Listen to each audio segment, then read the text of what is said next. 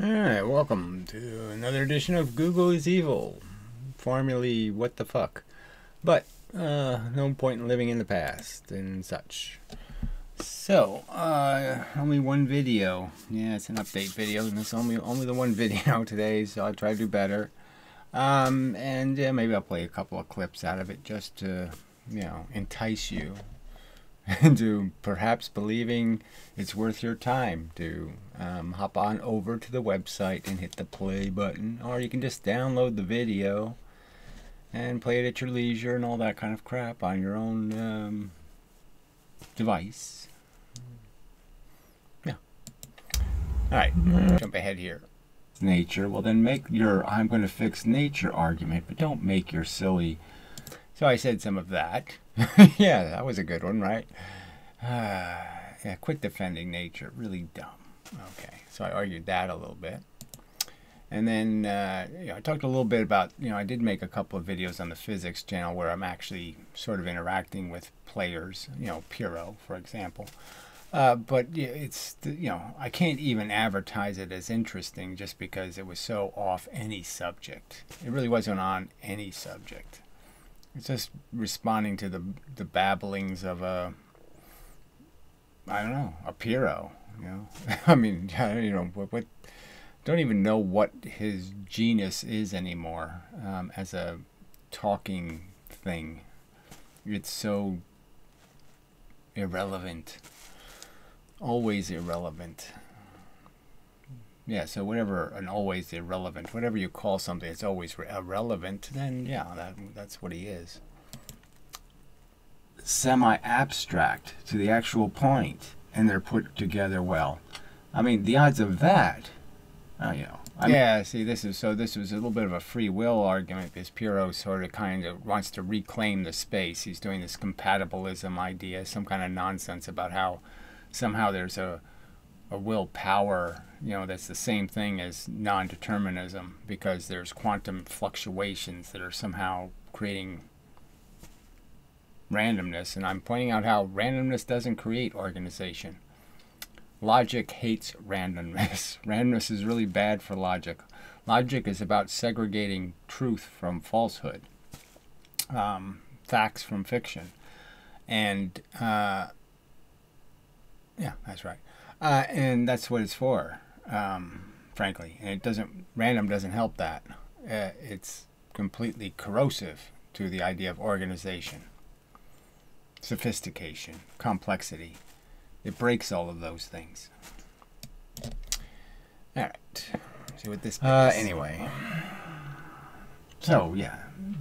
So, is there any point in having a conversation with people that can't separate love and sex from yeah, see, some simple arguments about, look, is there any point in having a conversation with religious kooks? Is there any point in having conversation? I mean, some of this stuff is just so, fuck you. What are you arguing? You got no evidence. You got no reason for me to believe. You can't provide me a single piece of reasoning evidence that says there's some absolutely important thing for us to just keep redoing the same play over and over again, just change the name of the characters. Play is run for a very long time. Everybody knows the story. Everybody's seen it 5 million times. Why do we just keep redoing it? Why?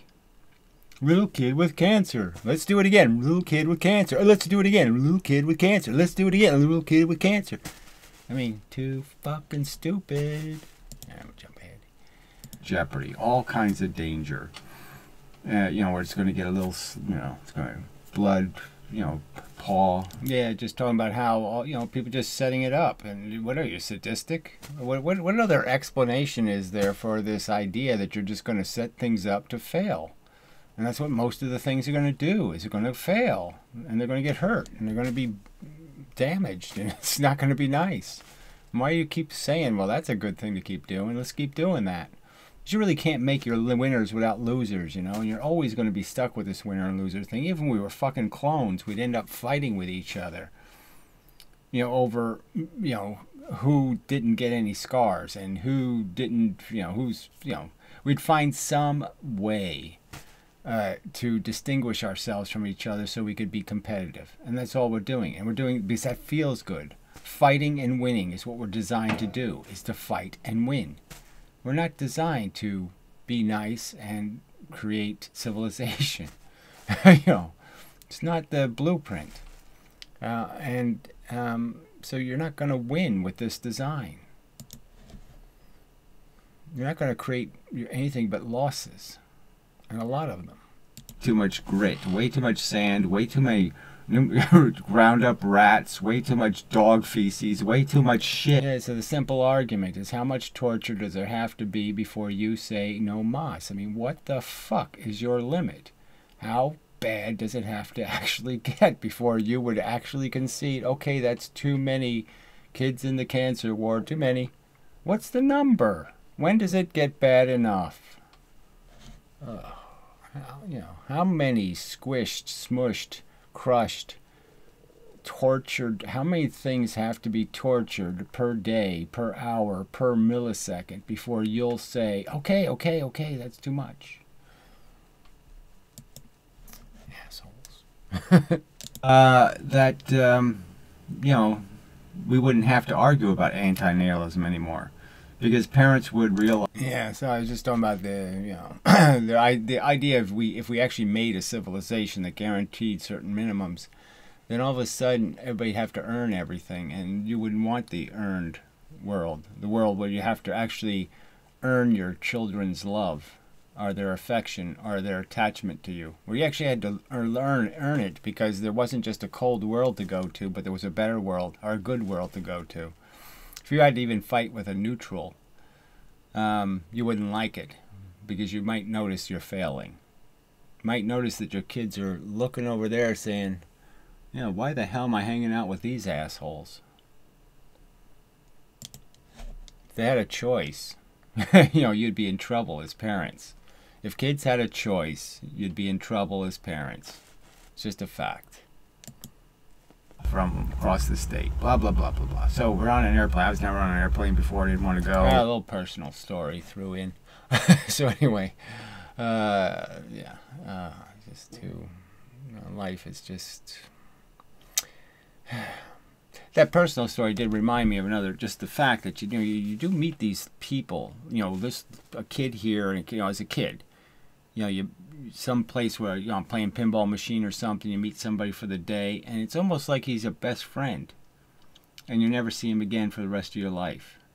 And it's just such a, it's so cruel in a way that, you know, all of those, you know, friendship, you know, where you actually met somebody who you really, you know, there really was, like, you knew each other. You know, like it took 15 minutes for you to be really good friends, because everything about your personalities kind of fit. You know, even if you weren't the same person, you understood each other in a way that made it very, you know, you walked in step. You know, it wasn't awkward, relating to the other person. And I think about those, and it's just one of these things. It's just kind of sad that, you know, as kids, you're just too stupid to be able to preserve that, or, you know, oh yeah, I'll send you a postcard. Yeah, it never happens. But, you know, it's regrettable. That's all. That there's so much of that lost in life because of how busy it is, and how, you know, it's not very organized, and those are it's sort of a wasted investment, you know, of a piece of you in somebody else, and it's like they took that piece of you with them, in a sense, and you're never going to get that piece back. You know, it's sort of, it's just it's one of those things that just give you a feeling that just isn't a good feeling. No, it's beautifully sad, put it that way. And that's really sad, though. Beautifully sad is really sad. You know, painfully beautiful is, the painful part is the winning part. Okay, you know. Anyway, so okay, that's probably enough. And such. So I think it's a, you know, it might be a typical inmendham video, but, you know, I think they've been good lately. So frankly, I think I'm communicating fairly well lately. Kind of relaxed. Trying to be diplomatic. Yeah, so I think I've done a fairly good job of attempting to communicate the depth and the beauty of understanding and recognizing and appreciating, and how you really shouldn't be grinding your heel into this idea of being a little cautious about your rhetoric and a little cautious about your enthusiasm to fight for, the pro-lifers. Maybe you're on the wrong side. Anyway, enough said and such. So till the next time, I think that's, sorry, like I said, I'll try to be more interactive. Maybe I can find a conversation on philosophical subjects, somebody worthy of somebody capable. There's no worthiness. It's just somebody capable of staying on the subject. Yeah.